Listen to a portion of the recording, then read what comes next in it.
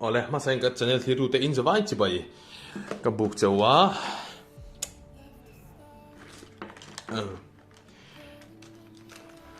hey hi thi kol lai ho ni ai do poi kal kol deu nual ma ro chu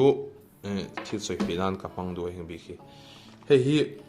duplicate hawan ni a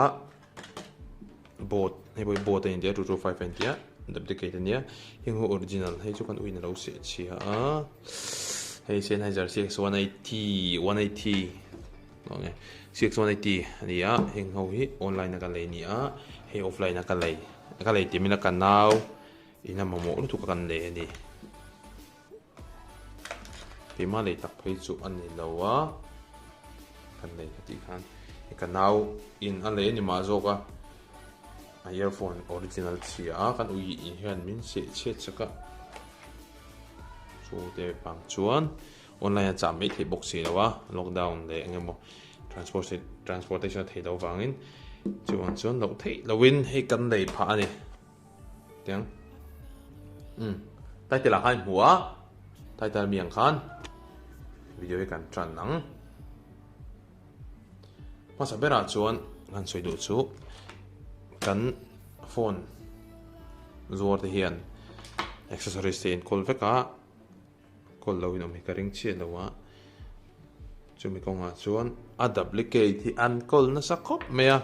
he ke chong ka hriat na rei to a he gadget ka lom khop mea tin gadget ka lom pia lama hian price hi online price te Mizoram price ein thau em ti ang chi te engemo data collect te hian phone do aten ka pa call na sa a na chu earphone big hi earphone le power bank hi duplicate an call na salut to phone door hi tuna hen aizo la ko ma phone door hi som lo ta se pakuai chon kol soma som chu ka tingam che lo brand then khat hi genuine lutuk kol chu anom ve chong ka ria brand ti men hemi Dawr zo khane ka ti a company brand ai ma chon na chon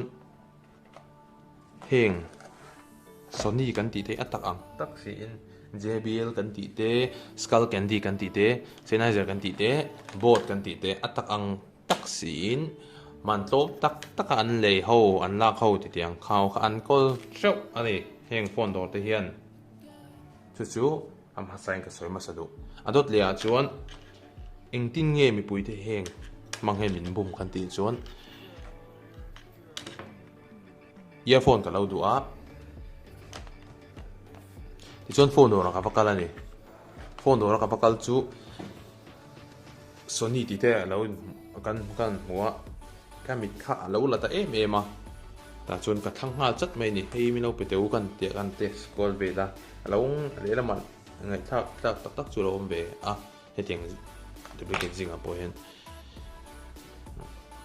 ka le ngal pop mai ni ring ha pe chu test bang ngau te kan lo le a ming te kan huwa JBL ti te lo in ta la hai chu ti kang original niang te then pe chu original ne na lo pho kan ngai to lo a JBL rim ani wang kan le pop mai ni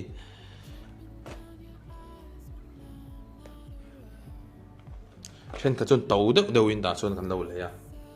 sum seng in then ka chu kan in lo na ang kan ne ang te kan lo le a kan poisa ne a te kan lo le a thatu ra ti me ang kan le ang kan le kan nei ve to kan le kha tha kan rina kan le kha a duplicate hi lo ni le thri na ni heng ala tu te hian tom takin an la thri na masain ka soi chu tom takin an la thri na abikin heng duplicate ho hi cheng sang khat nuai na tam em cheng sang khat nuai earphone tam zo Mizoram Dawr an kol chu a duplicate ani za a som riat ve chu a duplicate ani ti ka chia khop mai survey kan nei to na hei mana hei chung chang video siam hi ka to ma se duplicate ka lo kol chi lo kai ma khan duplicate kol lo na na chu siam na hun kha om min ka che lo ma ro cho he voin duplicate ka kol ta chuan he video ko ron siam ani ti khamin hriat sak mukula cho kan soi chun zom leng chin mi kha heng duplicate te hi an call chawa chung te chu duplicate hen khat hi a original model ang chia model number bel ve hi om ta chu ho big phei chu a original kan leina antinan bot lo ni ta se bot earphone model pakhat kha cheng zaru khe mrp lo ni ta se online a khan mrp velen lo zori ne mo mrp lo de to online chun mrp ai ni mi chon zor tlang pui to ta mrp ang in lo zor ta se original ni lo kha duplicate kha phone thora kan phone dora te an lo kol ta chu a original ni lo kha a original man za che khan kan hena an zor thri da ni kan the thiam ka se chu a poi em an ni chuan hlok lutuk engwange an hlok kan ti chuan a original hi antina me local store a po hian original device ang chi a om ve thawa ma se tam lutuk lawa ka soi kha tlem te chau ni cheng sang khat noi bi ka cheng sang khat chungai chun om ve nol ma se tam lutuk lo accessories kan zor tam lutuk lo original device chu soi tong chun heng hi an lang na tlom thin ta ni original polo zor se original hui chu an lang na to lo thei lo original ni miu wangin heng duplicate chu tom tak takin la ta chu an sum du na wangin kan ti tiang an sum du na wangin kan he na to tak takin original price in an ron zor ta thin ta ni pui tam tak min bum ta thin ani chen ka chu original price ai niang shet pon lo zor ni mai thei ma se a brand ming hrim an ken te la wang to khan kini khan kan lo lei du to ta ai chu phone su ta ka mu ai tlom jok de me le tiang a thang kan lo ti ta kan lo le ta chun bumin kan lo om ta ni an thanga khan min ok ta ni ti tiang chu apoi em me ya mi poite kan film ko ranga em heting ko nga hian phone accessories kan lei ko nga hian mi power bank te pon yang man kuma ka school thona thin kan principal hi mi power bank original ni lo hi a original price chi nan lo lei tir sang khat le ti khan duplicate deuh mai hian lo an lo lei tir voi khan bang charge sul thei lo ni 20000 mAh khan kha poi kop me a khat tiang te kha nang ni point lo ton ka ring to power bank be ga phei chuan a in ziak a in ta ka 20000 hi 20000 chi chen kan lo wa hemi aron chu output a pek chu hian aka laka current man he man ra ka chu nei te meu me amaro chu khatiang ni lo khatiang poka chu ta om lo lutuk kha om ve ni chu 20000 india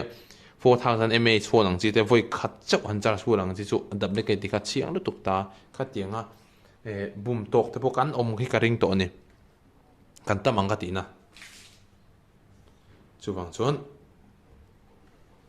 mi puide kan film khurangai ti kan soi du ani adot le chon inting ni kan film khurang inting kan film khurang first choice ason accessories le donin online a leiro atlu ko omlo he kan tu lai covid chon corona wangin online shopping ti ati nei thelo online shopping ka ti yen min fb an zor a leini lo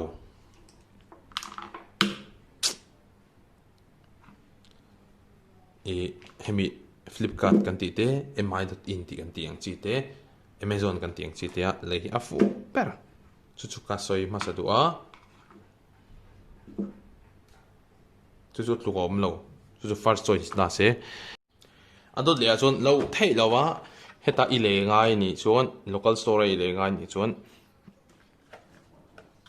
abom te engkima tang abom te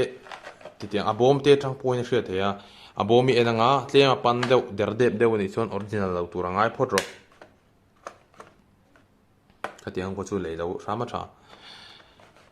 Sony ang chi alo inti he tiang Sony kan leite po hi abom thalau lut tok pan na tuk ma se ngai tola Sony brand te mewin bom chi takin an tuam ngai lo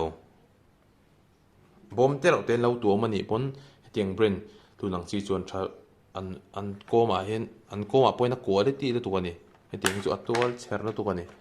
a bom rongot po tin a product rem shima